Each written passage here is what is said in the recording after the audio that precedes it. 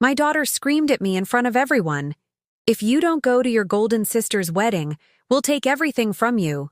The echo of those words still rings in my ears like shattered glass. Today, I'm going to tell you something I never thought I would. And if you, for even a second, feel like this sounds familiar, I just ask you to leave a like and subscribe. It will help me keep unburdening myself. It was a family dinner in New York City, the kind they only organize to show off on Instagram. Claire's dining room gleamed under designer pendant lights that cost more than my Social Security check for 3 months. Everyone was gathered around the oak table. My 2 daughters, their partners, my 4 grandchildren, and me, sitting in my usual corner, where I wouldn't mess up their perfect photos. The aroma of an expensive charcuterie board and artisanal cheeses filled the air, but on my plate, there were only leftovers. Always the leftovers.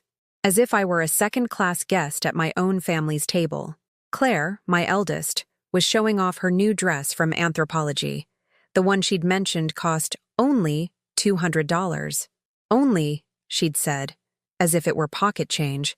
For me, that was almost my entire monthly income. But of course, she never had to count pennies to make it to the end of the month. The conversation revolved around the event of the year, the wedding of Lucy, my younger daughter, the golden sister, as they'd called her since she was little. A wedding in the Hudson Valley, at a historic inn, with over 300 guests. A spectacle that would cost more than what I had earned in my entire life working as a nursing assistant at Mount Sinai Hospital. I tried to smile, to nod at the right moments, to be invisible but present. As always, as I had been taught a mother should be after she had fulfilled her function. To give life, to raise, to sacrifice, and then to disappear gracefully when she was no longer useful. But then it happened. Claire stood up, took her glass of red wine, a Napa cab she knew how to identify because I used to serve it in the houses I cleaned before retiring, and raised her voice. The entire dining room fell silent. Even the grandkids stopped playing on their phones. Her eyes locked onto mine with a coldness I had never seen before. This was the same woman I had raised alone after her father left us. The same little girl who cried in my arms when she had nightmares. The same one who apologized 1,000 times as a teenager after screaming that she hated me. "Mom," she began. And even in that mom, there was something venomous. "We've all been talking, and there's something you need to understand very clearly." The air grew thick. I felt my heart begin to beat faster. That irregular rhythm that had been visiting me since the doctor told me about my arrhythmia. My hands, marked by age spots and the prominent veins of hard work, clung to the edge of the table. "If you don't go to Lucy's wedding as you're being asked, no drama, no complaints, no of your usual comments." She paused theatrically as if she were in a play. "Then you can forget about the financial support, the roof over your head, and ever seeing your grandchildren again. We don't want any more of your poor me scenes. Do you understand?" The silence that followed was deafening. I looked around the table, searching for a supportive glance, a gesture of indignation, a hand raised to defend the grandmother, the mother, the woman who had given everything for this family. Nothing. Mike, Claire's husband, continued cutting his steak as if she were talking about the weather. Lucy smiled nervously, avoiding my eyes. The grandkids, so used to these family tensions, pretended to be absorbed in their screens. Only Angela, my 12-year-old granddaughter, the youngest, had her eyes fixed on my empty plate. Her little green eyes, just like mine when I was young, shone with something that looked like secondhand embarrassment. I tried to swallow, but there was a lump in my throat the size of Manhattan. Tears fought to escape, but I swallowed them down. Just as I had learned to swallow so many humiliations over these last few years of widowhood. Claire was blackmailing me, with the money they generously gave me each month to supplement my meager Social Security, with the room they had given me in their house after I sold mine, so I wouldn't be a burden, with my own grandchildren turned into emotional bargaining chips. But what truly broke my soul wasn't the financial extortion. It was the way my own daughter spoke to me, as if I were a nuisance, as if my 72 years of life, my sacrifices, my sleepless nights caring for them when they were sick, were all worthless. As if I hadn't sold even my wedding jewelry to pay for the college educations that now allowed them to look down on me. The memory hit me like a slap. Claire at 5, with a high fever, clinging to my chest as I sang lullabies all night in the hospital ER. "Don't leave me, Mommy," she'd whispered between sobs. "I'll never leave you," I promised her then. How naive I was. "Well," Claire insisted, impatient. "Is it clear, or do you need me to explain it differently?" I felt something shatter inside my chest. Not my heart, no. It was something deeper. It was the image I had of my own daughters, the illusion that the unconditional love I had given them would one day transform into respect and care for me. But in that moment, sitting in that uncomfortable chair they had assigned as my place in the world, I understood a devastating truth. To them, I was no longer a mother. I was an annoying obligation, an outstanding bill to be paid with the least possible effort.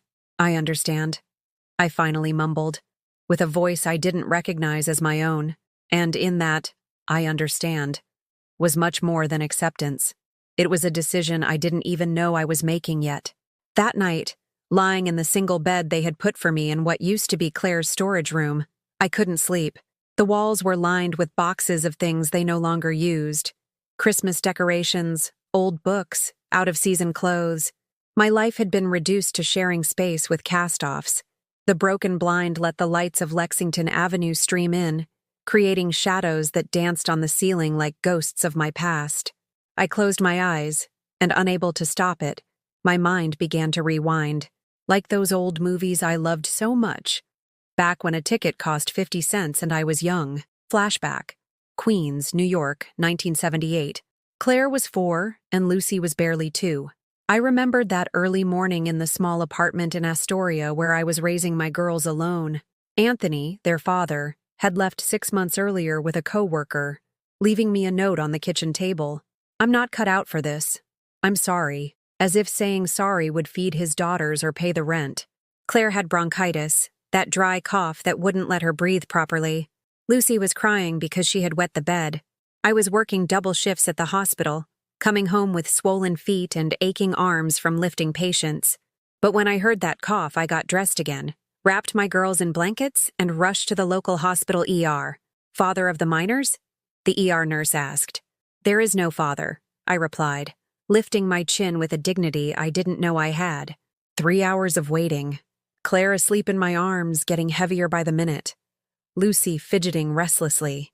I was calculating if I had enough money for a cab back, or if we'd have to walk through the freezing January streets of New York. The medication cost the equivalent of a week's worth of groceries. But the girls got better. And I, as always, found a way to make sure they never went without. Another memory. 1985. Claire, 11 years old. Her first day of middle school. She was dead set on having a pair of Nike sneakers that all her classmates had. "Please, Mommy.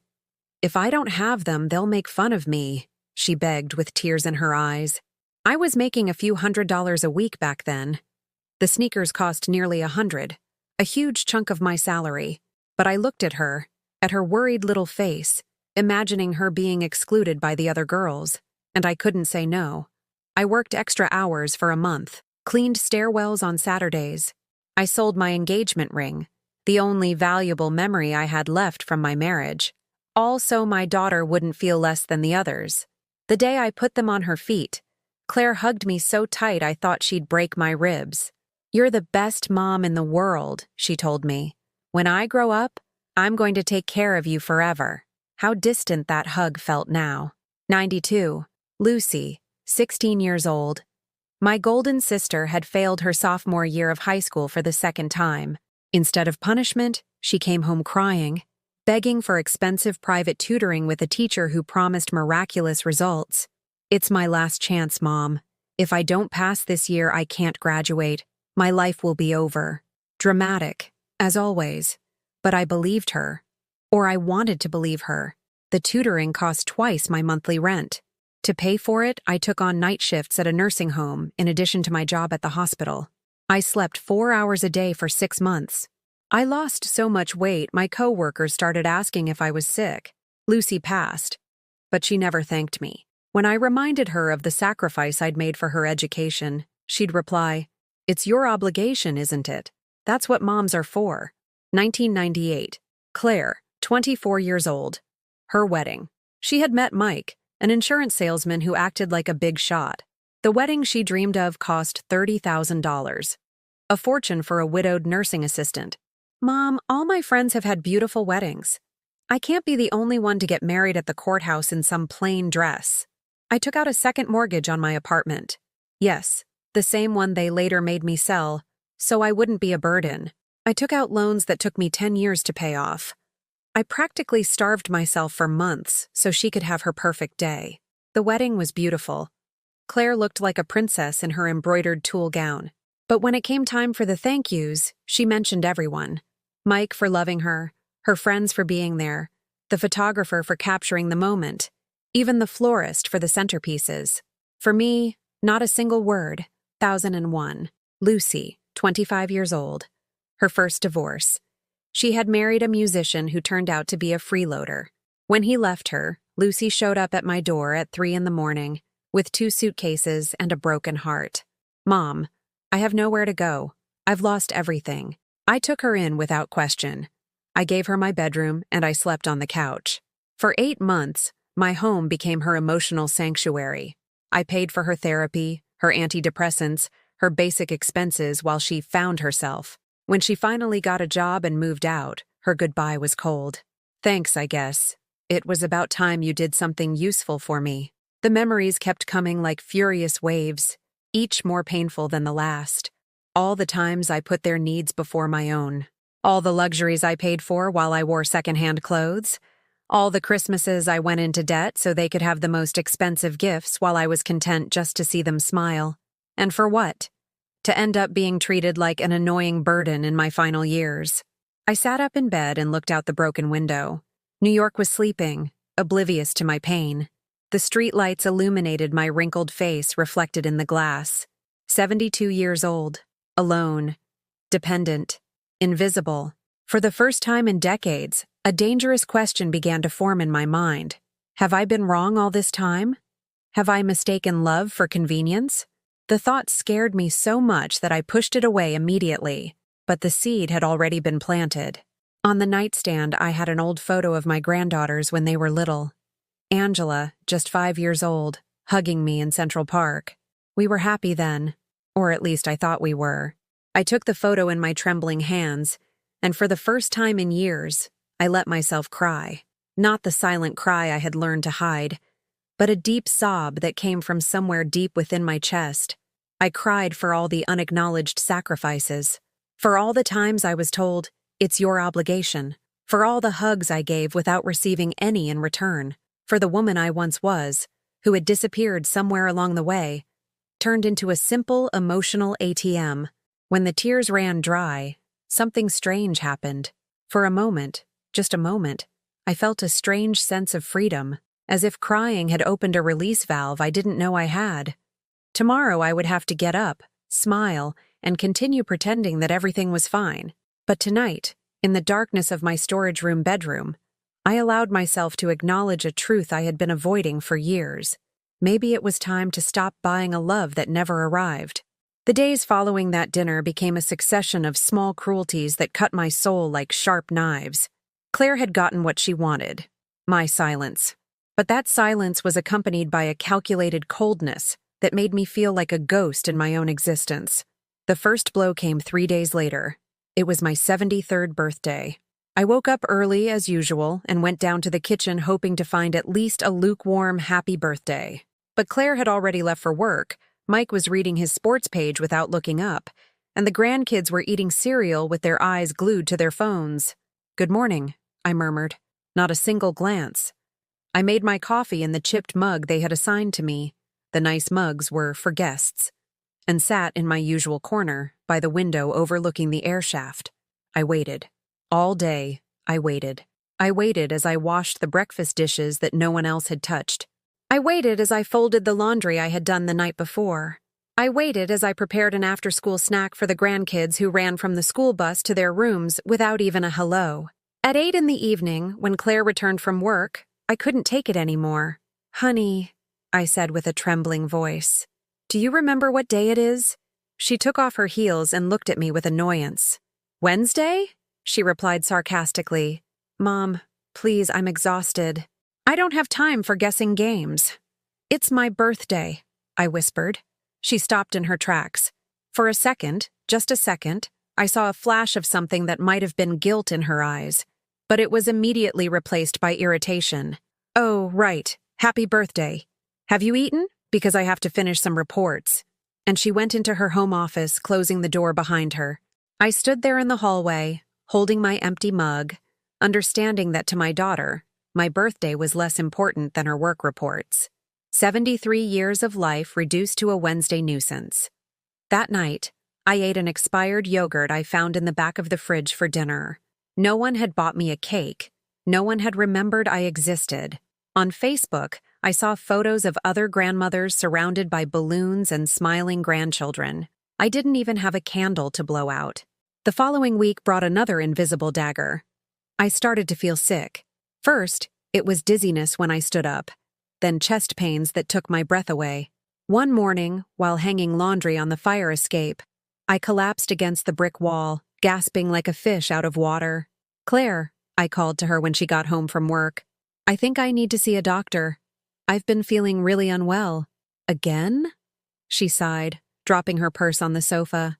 "Mom, you know the doctors can't do anything about your age-related aches and pains. Just take a Tylenol and rest. But this is different. The pain in my chest. It's anxiety." She cut me off. "You should do some yoga or something. Mike has a relaxation DVD somewhere." She went to take a shower, leaving me with my fears and my pain. For 3 days, I held on, hoping it would pass. Until one morning I woke up on the bathroom floor, with no memory of how I got there. I managed to call 911 on the landline. When the paramedics arrived, Claire wasn't home. They took me to the hospital alone, my hand clutching that of a stranger, an EMT who treated me with more kindness than my own family. "Severe arrhythmia," the doctor said. "Dangerously high blood pressure, dehydration. Do you live alone?" they asked. "No," I answered, ashamed. "I live with my daughter." The nurse gave me a look I knew well. The look of someone who has seen too much family neglect disguised as care. Claire arrived at the hospital 3 hours later, after the doctors had stabilized me. She walked in complaining that she had to leave an important meeting. "Was it really necessary to call an ambulance? You could have waited for me to get home." She scolded me in front of the medical staff. The doctor gave her a hard look. "Your mother had a serious cardiac event. If she had waited any longer, we could be talking about irreversible consequences." Claire flushed but didn't apologize. On the way home, the silence in the car was deafening. I looked out the window at the New York streets, wondering when my daughter had stopped seeing me as her mother and started seeing me as a medical liability. But the worst came later. During my recovery, I needed help with basic tasks. The medication made me dizzy. I couldn't bend over without losing my balance. My hands trembled when I held heavy objects. "Could you help me with the groceries?" I asked her one afternoon. "Mom, I have a million things to do. The kids, work, the house. I can't be looking after you all the time." "Then who is going to look after me?" "No one is forcing you to live here," she replied without looking me in the eye. "If you need special care, there are nursing homes for that." Nursing homes. The words pierced me like a spear. My own daughter was suggesting I go die among strangers because taking care of me was too much trouble. That night, lying in my storage room bed, with my heart still fluttering from the medication, something finally broke inside me.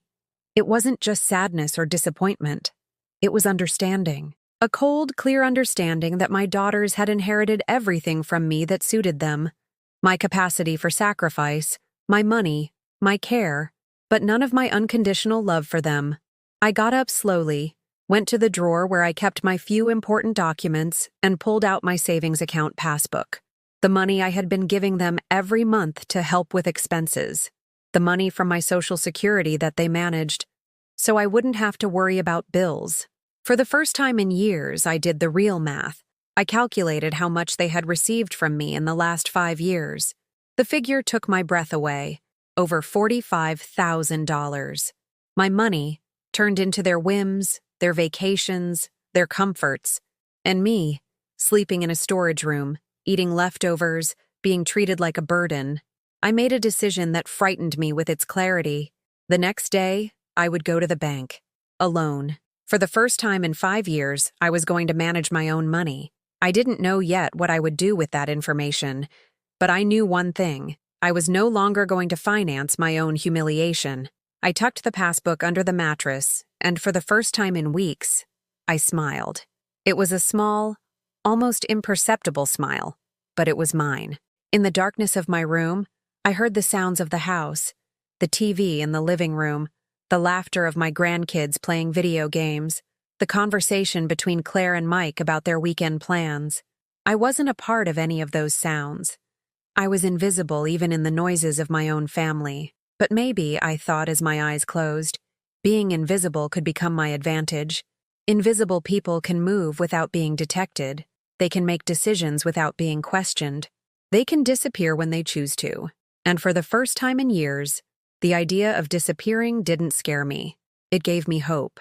The next day, I kept my promise. I got up earlier than usual, put on my best dress, the navy blue one I had bought for Angela's baptism years ago, and left the house before anyone woke up. The bank was only 3 blocks away, but for me, it felt like crossing the world. Every step was an act of rebellion. For the first time in 5 years, I was going to do something without asking permission, without consulting anyone, without Claire helping me manage it. The Chase Bank branch near Union Square smelled of new paper and lavender air freshener. I sat across the desk from the clerk, a young woman in her 30s with stylish glasses who smiled at me with genuine kindness. "Good morning, Mrs. Martin. How can I help you?" "I want to review my accounts," I said, surprised by how steady my voice sounded. "All of them. And I want to make some changes." Over the next hour, I discovered the extent of the plunder. Claire had full access to my checking account since she had helped me with the paperwork after my hospitalization. Every month, without consulting me, she transferred variable amounts to her own account: $400 for household expenses, $200 for groceries, $150 for medications. But I bought my own food with the little money I had left, paid for my own prescriptions at the pharmacy, and didn't even use the heat in my room so as not to run up the gas bill. "Would you like to modify the access to the account?" the clerk asked with professional tact, but her eyes reflected understanding. She had seen similar cases before. "Yes," I replied without hesitation. "I want to be the sole authorized user. And I want a new debit card." "Perfect. The changes will be effective immediately." When I left the bank, I carried something in my purse that I hadn't had in years. Control. Control over my own money, control over my decisions, control over my life. I arrived home just after 11. Claire was in the kitchen making a coffee before leaving for work. When she saw me, her expression changed instantly. "Where have you been?" I was worried. A lie. She was annoyed that I had left without notice, breaking the routine of dependence she had established. "At the bank," I answered simply, placing my purse on the counter. "The bank? What for?" "My own business." Claire frowned. She wasn't used to me being evasive. For years, I had told her every single detail of my day. What I ate for breakfast, what show I watched on TV, what hurt, what I needed from the grocery store. "What business, Mom? You know I can help you with any transactions." "You don't need to complicate your life. I don't need your help anymore," I said, and went to my room. I heard her mutter something under her breath, but I didn't stop. That afternoon, when Claire tried to make the monthly transfer from my account to hers, the system blocked her. She called my cell phone 5 times in a row. I was in the small backyard, enjoying the October sun and pretending I couldn't hear the phone. She came home like a hurricane. "Mom, what did you do?" she yelled from the hallway. "What did I do about what?" I asked calmly, not looking up from the book I was reading. "The bank told me I no longer have access to your account. Have you lost your mind?" "No, Claire. I've gone sane." Her face turned red with indignation. "How could you do something like that without consulting me? I manage your finances because you don't understand these things." "I understand perfectly," I replied, closing the book and looking her directly in the eyes. "I understand that every month you take $750 from my Social Security for expenses I don't generate. I understand that I've paid over $45,000 in 5 years to live in a storage room and eat leftovers. That's a ridiculous exaggeration." "Ridiculous?" I stood up slowly. Do you know how much your last dinner with your friends cost? $120? With my money? While I eat expired yogurt? Claire was speechless. For the first time in years, she didn't have an immediate comeback. This is unacceptable, she finally sputtered. You're going to restore my access right now, or what? I interrupted her. Are you going to kick me out? Perfect. It's about time. At that moment, Mike appeared, drawn by the shouting. His face went from curiosity to alarm as he grasped the situation. What's going on here? Your mother-in-law has lost her mind, Claire said. She changed her bank accounts without saying a word. She's sabotaging us. Mike looked at me with that condescending expression he always used with me. Carol, you can't just do things like this without telling us. Claire worries about you. She handles your affairs so you don't have to stress. Mike, I said with a voice I didn't recognize as my own. In my long life, I have raised 2 daughters alone, worked 40 years in a hospital, paid off mortgages, managed estates, and made complex medical decisions. Do you really think I can't handle a simple checking account? He shifted uncomfortably. He had never heard me speak to him like that. The grandkids started arriving home from school. First Jacob, 16, who stood frozen in the doorway, sensing the tension. Then Sophia and Paul, 14 and 12. And finally, my little Angela. Claire, seeing her children as an audience, changed her strategy. Kids, she said theatrically, Grandma is going through a difficult time. Sometimes, when older people get confused, they make decisions that can hurt themselves and their family. Jacob looked at her with disgust. Mom, we're not idiots. We've heard the arguments. Don't you get involved in adult conversations, Claire yelled at him. But Angela, my little 12-year-old Angela, came over to me and took my hand. Grandma, she said in her clear little voice, are you okay? It was the first time in months anyone had asked me how I really was, without expecting an automatic, I'm fine, honey, don't worry, in response. I'm learning to be okay, sweetie, I replied, squeezing her small hand. Claire realized she was losing control of the situation. Fine, she said in an icy voice. If you want to play at being independent, perfect. But then you'll also be responsible for all of your own expenses. Food, electricity, water, gas, cleaning supplies, everything. That sounds fair to me, I replied. And if there's a medical problem, don't expect us to drop our responsibilities to take you to the hospital. Jacob stepped forward. Mom, that's messed up. She's Grandma. Shut up, Claire roared at him. You have no idea what it costs to run this house. At that moment, something magical happened. Sophia, my 14-year-old granddaughter who usually barely spoke to me, spoke up. Grandma, I can take you to the doctor when you need to go. I'm about to get my driver's permit. Paul nodded. And I can help you with heavy groceries. I have a bike. Angela squeezed my hand tighter. And I can cook with you. I like cooking. Claire looked at them as if they had committed treason. Fantastic. So now you're all going to support your grandmother. Let's see what your father thinks about that. Mike cleared his throat uncomfortably. Claire, maybe we should calm down. Don't tell me you're on her side too. I'm not on anyone's side, he replied. But his tone was different. I'm just saying Carol has a right to manage her own money. Claire's face transformed. The rage turned into something more dangerous. Cold calculation. Fine, she said slowly. Everyone do what they want. But I want you to know, Mom, that if you continue down this path, you will end up completely alone. The kids will get tired of taking care of you. Mike has his own responsibilities, and I've already given enough. When you realize the mistake you've made, it will be too late to fix it. She stormed out of the room, followed by Mike, who shot me a look that could have been either an apology or a warning. I was left there, surrounded by my 4 grandchildren, feeling something I hadn't experienced in years. Real family support. Not the fake, self-interested care from Claire, but the genuine affection of these kids who saw their grandmother as a person, not a problem to be managed. Angela was still holding my hand.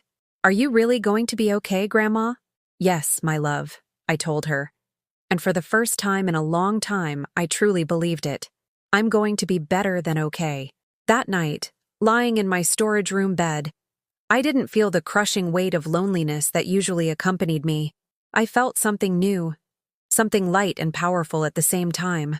I felt like I had reclaimed a piece of myself. The days following that confrontation were strange. Claire ignored me completely, walking past me as if I were invisible, which, ironically, gave me more freedom than I'd had in years. Mike tried to maintain a forced politeness, but he avoided any conversation that might trigger another conflict. But my grandchildren were a revelation. On Saturday morning, Angela appeared in the kitchen while I was preparing my solitary breakfast. "Grandma, want to make scrambled eggs together?" Mom and Dad went out to run errands. It was the first time in months someone had suggested doing something with me, not for me. I nodded, feeling a lump form in my throat. We cooked in companionable silence, not a tense one. Angela told me about her guitar lessons, her friends from school, the books she was reading. She treated me like a real person, not a fragile old woman who needed to be shielded from reality. "Grandma," she said as she whisked the eggs, "is it true you used to work at the hospital?" "Yes, sweetie. For 40 years. I was a nursing assistant. Did you like it?" The question surprised me. It had been so long since anyone had asked about my tastes, my experiences, my feelings about anything other than my health or my basic needs. "I loved it," I replied. And saying it, I realized it was true. I woke up every day knowing I was going to help people who needed me. It was exhausting, sometimes sad, but it made me feel useful, important. "Why did you stop working?" "Age, mostly.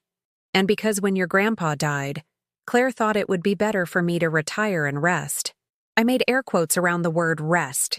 Angela looked at me with those green eyes so much like my own. "Do you miss feeling important?"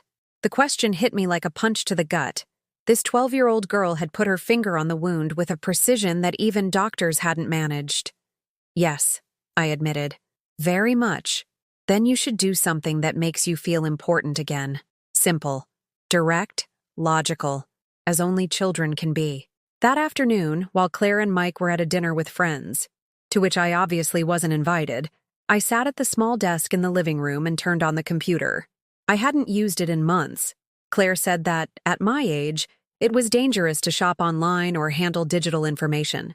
But I had learned to use computers at the hospital. During my last few years there, all the medical records had been digitized, and I had adapted without a problem. I searched for senior volunteer opportunities NYC. Dozens of options appeared. Associations that needed companions for the elderly in nursing homes, organizations looking for mentors for immigrants learning English, foundations that required support for people with disabilities. One in particular caught my eye: Catholic Charities, Program for Families in Crisis. They were looking for volunteers with caregiving experience to help single mothers with young children. The hours were flexible, 2 or 3 afternoons a week. Without a second thought, I filled out the application form. The next day, Sunday, I decided to do something I hadn't done in years: go for a walk in the city by myself. Not to the doctor, the bank, or to run a necessary errand. Just to walk. To remember what it felt like to move through the city without a utilitarian purpose. I put on my gray coat, the one Claire always criticized as old, grabbed my purse, and left the house without telling anyone. Central Park was beautiful on that October morning. The leaves were starting to change color, creating a golden carpet under the century-old trees. There were families picnicking, young couples reading on benches, children chasing pigeons that flew in lazy circles. I sat on the same bench where I used to bring my grandkids when they were little, before they grew up and decided that spending time with Grandma wasn't cool anymore. I closed my eyes and breathed deeply. For the first time in years, I wasn't in a hurry to get anywhere. There were no meals to prepare for others, no clothes to wash, no houses to clean. It was Sunday morning, and my time belonged completely to me. An older woman sat down on the other end of the bench. She had a book in her hands and a serene smile on her face. She must have been my age, maybe a few years older, but there was something in her posture that radiated confidence and peace. "What a beautiful morning," she commented kindly. "Lovely," I replied. "It's been a long time since I've enjoyed a Sunday like this." "Do you live nearby?" "Yes, on the Upper East Side." "Well, I live with my daughter." I corrected myself automatically. How lucky she is. I've lived alone since my husband passed, 10 years ago. It was hard at first, but now, I wouldn't trade it for anything. I looked at her with curiosity. Don't you feel lonely? Sometimes, she admitted. But there's a big difference between being alone and feeling lonely. When I lived with my son and his family, I felt terribly lonely surrounded by people.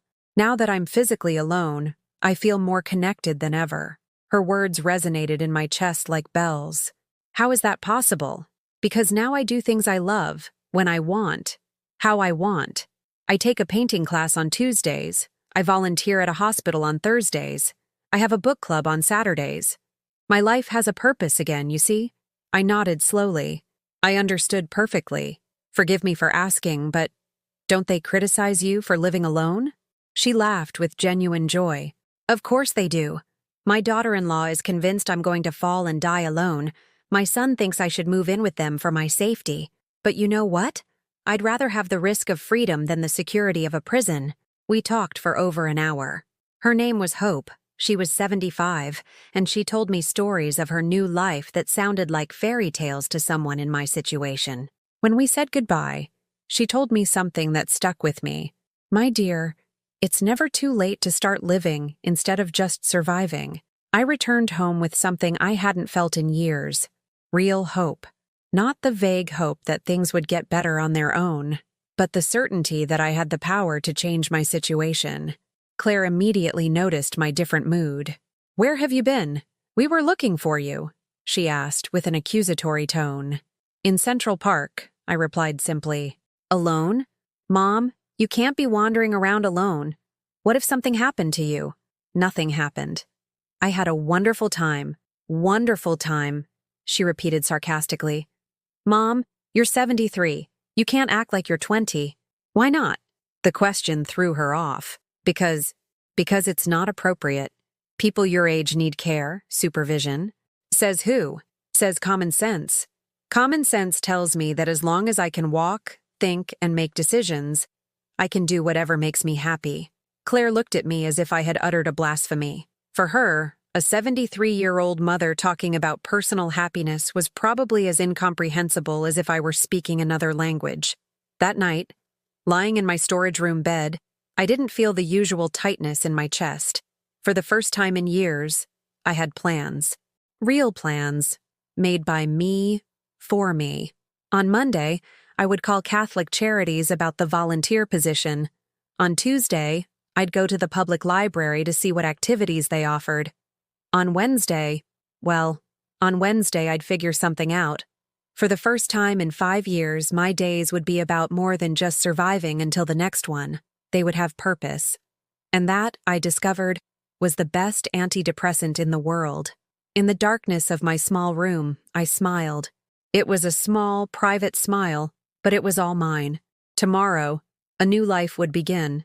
A life where Carol Martin wouldn't just be Claire's mother or the kids' grandma. She would simply be Carol. And that, for the first time in decades, seemed like enough. The call from Catholic Charities came on Wednesday afternoon. They had accepted me into the volunteer program and wanted me to start the following Monday. 3 afternoons a week, helping single mothers in the South Bronx with childcare while they worked or looked for jobs. I hung up the phone with a smile I couldn't wipe off my face. It had been decades since I'd received a call where someone told me they needed me, that I had been selected, that they were counting on me. Claire walked into the kitchen just as I was putting the phone down. Who was that? She asked with the controlling curiosity she had perfected over the years. Catholic Charities, I replied, unable to hide my joy. I'm going to be a volunteer. I start on Monday. Her face went through several expressions in seconds. Surprise, confusion, and finally, irritation. A volunteer? You? Mom, you can't be serious. I'm completely serious. But you can barely take care of yourself. How do you plan on taking care of others? I took care of others for 40 years at the hospital, Claire. And I've taken care of you your whole lives. I think I have enough experience. She sat down across from me with the expression of someone preparing for a very serious talk. Mom, listen to me. This volunteer thing is a fantasy. You're 73. You have health problems. You can't be running around New York helping strangers. It's dangerous and irresponsible. Dangerous for whom? For you. What if something happens? What if you get dizzy, you fall, you have another cardiac event? For the first time, I saw clearly what was hidden behind her concern. It wasn't fear for my well-being. It was fear of responsibility, fear that my independent actions would put her in an uncomfortable position. Claire, I said slowly, for 5 years you've told me I'm a burden, that I'm useless, that I'm too old to make my own decisions. Now that I finally find something that makes me feel useful, you're telling me I can't do it? It's different. How is it different? She didn't know what to say. She got up from the table and started pacing the kitchen, as she always did when she lost control of a situation. Fine, she finally said. Do what you want. But when this blows up in your face, don't come crying to me. That night, during the family dinner, Claire decided to turn my decision into a public spectacle. She waited until everyone was seated. Mike, the 4 grandkids, and me in my usual corner. I have something to tell you that's going to surprise you, she announced with theatrical drama. Your grandmother has decided she's going to be a volunteer for a charity. She said it as if she had announced I was joining a cult. Mike looked up from his plate. Really, Carol? Don't you think that's a bit ambitious? Ambitious to help others? No, ambitious for your current situation. I mean, with your health issues? Jacob, my oldest grandson, interrupted. What's wrong with Grandma wanting to volunteer? That's awesome. Claire shot him a death glare. Jacob, you don't understand the complexities of— I understand that you're being a hypocrite, he retorted with the brutal honesty of a 16-year-old. For years you've told her she's useless, and now that she wants to do something useful, you're forbidding that too. Don't you dare speak to me like that. Why not? Because I'm telling the truth? The tension at the table was palpable. Sophia and Paul exchanged uncomfortable glances. Angela, my little Angela, took my hand under the table. Mike tried to mediate. Okay, let's all calm down. Carol, we understand you want to stay active, but maybe you could start with something more controlled, like a crafts workshop at the senior center. I don't want to do crafts with other old people, I said firmly. I want to do something that matters, something that helps people who really need me, Claire exploded. But we need you here. Who's going to make dinner when I get home late from work? Who's going to watch the kids when Mike and I have commitments? There it was. The naked truth. They didn't want me to be useless, they wanted me to be available. They weren't worried about my well-being. They were worried about losing their free domestic help. Claire, I said, and my voice sounded firmer than it ever had before. For 5 years, I have been available 24 hours a day for this family. I have cooked, cleaned, babysat, run errands, all without a salary, without vacation, without a single day off. And this whole time, you've treated me like I was a burden, as if you were doing me a favor by letting me live here. Now that I am finally going to do something for myself, for my own satisfaction, you are not going to stop me. You are so ungrateful, Claire screamed, standing up so abruptly that her chair fell backward. After everything we've done for you, everything we've given you, everything you've given me? I stood up too, feeling years of rage condensing in my chest. You mean the storage room bedroom? The leftover food? The $750 a month you've stolen from my Social Security for 5 years? The silence that followed was absolute. Even the cutlery stopped clinking. We haven't stolen anything, Mike muttered, but his voice lacked conviction. Oh no? Then explain to me why you needed my money when your combined salaries are 5 times my Social Security check. Explain why I was paying for household expenses while sleeping in a storage room and eating expired yogurt. Claire had turned pale. That money was for covering the extra expenses you generate. The electricity, the water, a lie. I pulled a folder I had carefully prepared from my purse. I've calculated exactly how much electricity and water one person uses. It's not even $50 a month. You were charging me $750. Mike tried to intervene again. Carol, maybe there were some misunderstandings. There were no misunderstandings. I opened the folder and took out the bank statements I had requested. Here they are, all of them. $45,000 in 5 years. My money turned into your vacations, your clothes, your luxuries. While I lived like a homeless person in my own family, I put the papers on the table. The numbers didn't lie. The grandkids came closer to look, and I could see the shame and horror growing on their young faces. "Angela," Claire said in a trembling voice, "go to your room. This isn't for kids." "No," I said firmly. "This is exactly for the kids.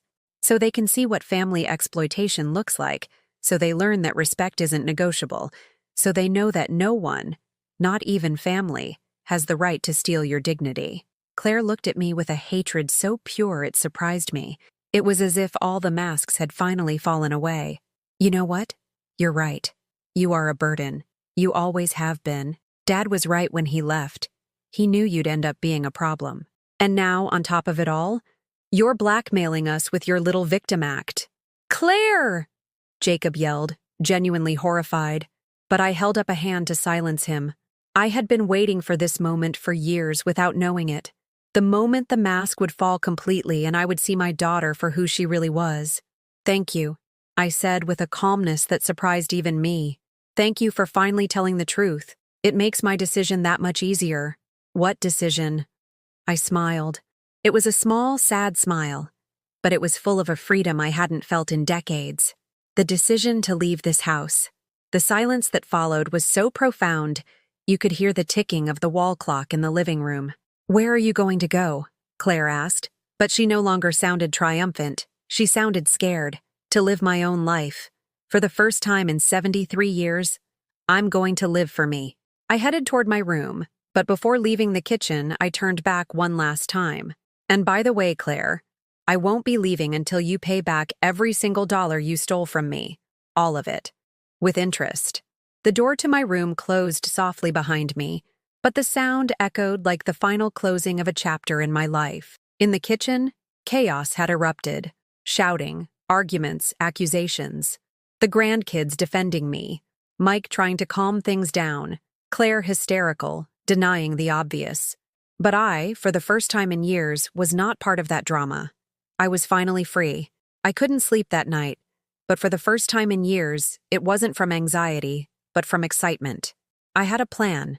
The next day, I would call Hope, the woman from the park who had given me her number, to ask about rental apartments for seniors.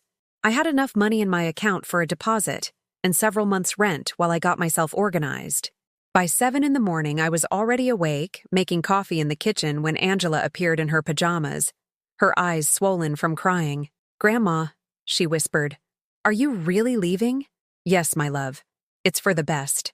"Not for me," she said, and burst into tears again. "You're the only one who really listens to me. Dad's always on his phone, Mom just yells, and my brothers ignore me. If you leave, I'll be all alone." It broke my heart, but I knew I couldn't base my decisions on guilt. I had spent too many years sacrificing myself for the emotional well-being of others.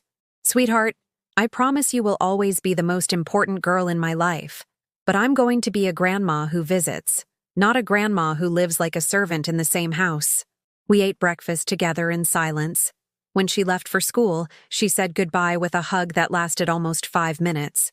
Claire and Mike had left early, obviously avoiding me. Perfect.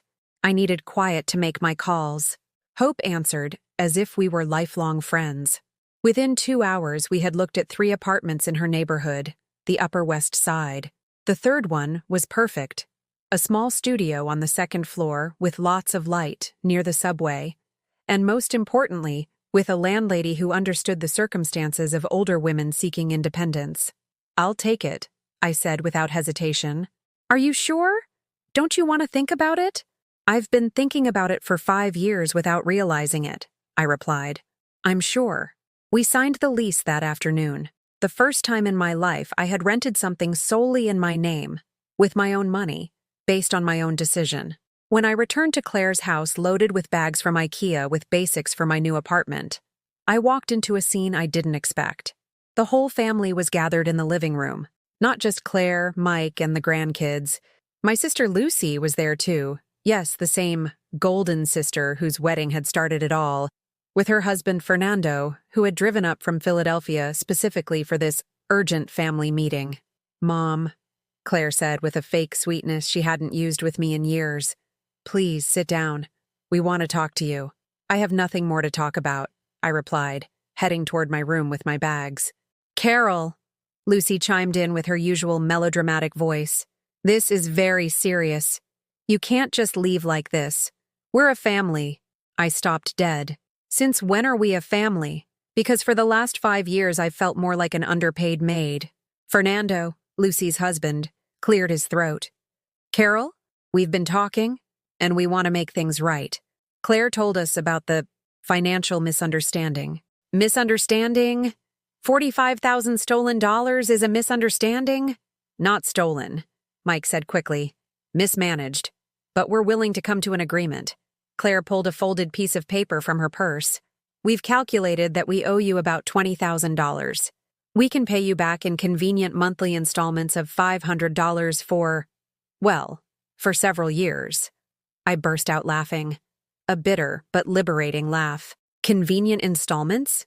Convenient for whom? And what about the other $25,000? Mom, be reasonable, Claire said. Some of that money was spent on actual household expenses. Lies. The word came out louder than I intended.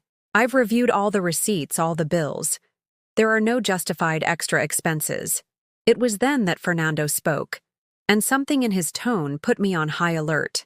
Carol, I understand you're angry, but think about this rationally. By yourself? At your age? In an apartment? What if something happens to you? What if you fall and there's no one there to help you? What if you have another cardiac event? That's my problem. No, Carol.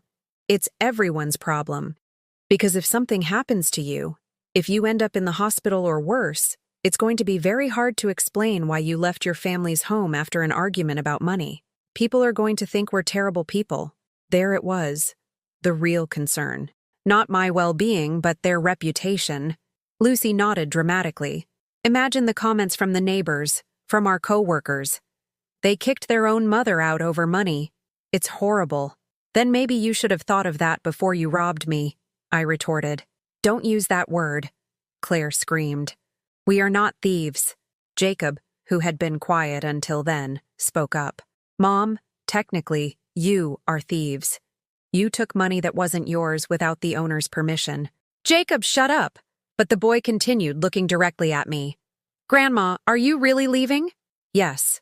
When? Tomorrow. The silence that followed was deathly. Fernando cleared his throat nervously. Carol, we've thought of another solution. What if we give you a small weekly allowance? Say $100 for your personal expenses, and we promise to treat you with more consideration. An allowance?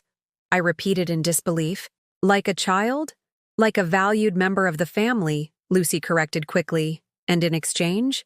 In exchange, you stay, you keep helping with the house, and we forget this whole misunderstanding about the money, Claire said. I looked at all of them. At Claire with her fake, desperate smile. At Mike avoiding my gaze. At Lucy acting as she always had, as if the world revolved around her convenience. At Fernando calculating how to get out of the mess without consequences. And then I looked at my grandchildren. Jacob was watching me with respect, as if seeing me as a person with dignity for the first time. Sophia and Paul looked ashamed of their parents. And Angela, my little Angela, had tears in her eyes but gave me a slight nod as if to say, Do what you have to do, Grandma. No, I said finally. No what? Claire asked. I don't accept your proposal. I don't want your allowance. I don't want your fake respect. And I don't want to be a part of this farce you call a family anymore. I turned toward my room. But before going in, I looked back one last time. Oh, and Fernando, Lucy, thanks for driving up from Philly for this. But you should know I spoke with a lawyer this morning.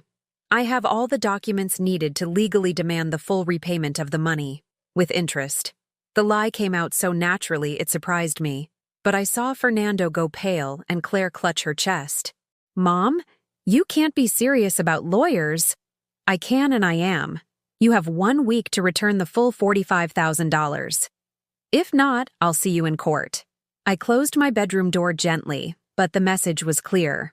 That night, as I packed my few belongings, I heard through the thin walls how the entire family was arguing in hushed tones in the living room. I caught stray words. Crazy. Ungrateful. Lawyers. What will people say? But for the first time in years, their opinions didn't affect me. Tomorrow, my new life would begin. A life where Carol Martin wouldn't be the long-suffering mother, the exploited grandmother, the invisible woman. She would simply be a 73-year-old woman who had decided, better late than never, that she deserved respect. And that, I discovered, was worth much more than any money they could ever pay back. I fell asleep with a smile on my lips, dreaming of new curtains for my apartment, and the sound of my own key turning in my own front door. 6 months later, I'm sitting on my small balcony on the Upper West Side, sipping coffee from a mug I chose myself, white with little blue flowers, watching New York wake up under the April sun. It's Saturday morning, and my time is completely my own. My apartment is small, but every inch of it is mine. The white linen curtains hanging in the windows, the mustard yellow crocheted blanket resting on my secondhand sofa, the books piled on the end table I bought at a flea market in Brooklyn, the photograph of Angela and me in Central Park that has pride of place by the entrance. Everything chosen by me, paid for with my money, placed where it makes me happy to see it. The transformation wasn't immediate, of course. The first few days were hard. Waking up in a strange place, learning new routines, facing the silence of real solitude instead of the hostile silence I'd lived with at Claire's. But little by little, that silence turned into peace.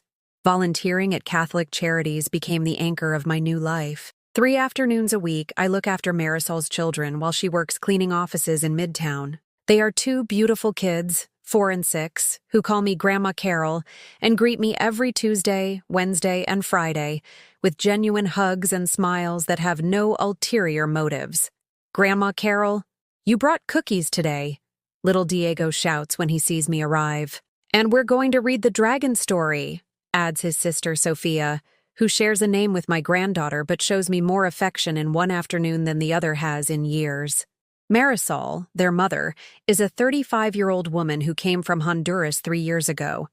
She works 12 hours a day to provide for her children and has never, not once, treated me like a nuisance. On the contrary, when she sees me arrive tired, she makes me tea with honey and asks how I am, actually waiting for the answer. "Carol," she always tells me, "I don't know what we'd do without you. You're an angel." An angel. Me, who my own family saw as a burden. On Thursdays, I've started going to a painting class at a community center in the village. I had never painted in my life, but at 73, I discovered I have a knack for colors. My first piece was a disaster, a sunset that looked more like a traffic accident. But my second was recognizable, and I even liked the third. Carol has a natural gift for landscapes, Pilar, the teacher, told me in front of the whole class. Her skies have a beautiful melancholy. Beautiful melancholy. What a poetic way to describe 73 years of life. On Friday nights, I have dinner with Hope and 3 other women from the neighborhood who, like us, decided that chosen solitude was better than forced company. We gather at a different person's house each week, cook together and talk about books, politics, our children and grandchildren, but also about our own dreams and plans. "You know what I'm going to do this summer?" I announced 2 weeks ago. "I'm going to take a trip to Maine, by myself, on a train, to see the ocean." "How wonderful," said Mercedes, who is 78. "I went to Santa Fe last year. Best trip of my life. We talk as what we are. Adult, independent women with the right to make decisions about our own lives. What a revolutionary concept." Claire only called me once in these 6 months. It was on my 74th birthday. A birthday I celebrated with a cake I bought for myself, with Hope and our little group, in my living room filled with plants I'm learning to care for. "Mom," she said, her voice trying to sound casual. "How are you? We haven't heard from you in a while." "I'm very well, Claire. Do you need something?" She was silent for a few seconds, probably expecting me to ask about her, about Mike, about the grandkids. But I had learned that my well-being couldn't depend on information that caused me pain. "The kids ask about you," she lied. "Give my love to Angela. Tell her she can call me anytime. And the others? The others too, if they really ask." Another long pause. "Mom, don't you think it's time we put all this behind us? We could talk. Fix things." "Things are already fixed, Claire. I'm fine. You're fine. There's nothing else to fix. But we're family. Family isn't just about blood, honey. Family is respect, affection, mutual support. What we had for years wasn't a family.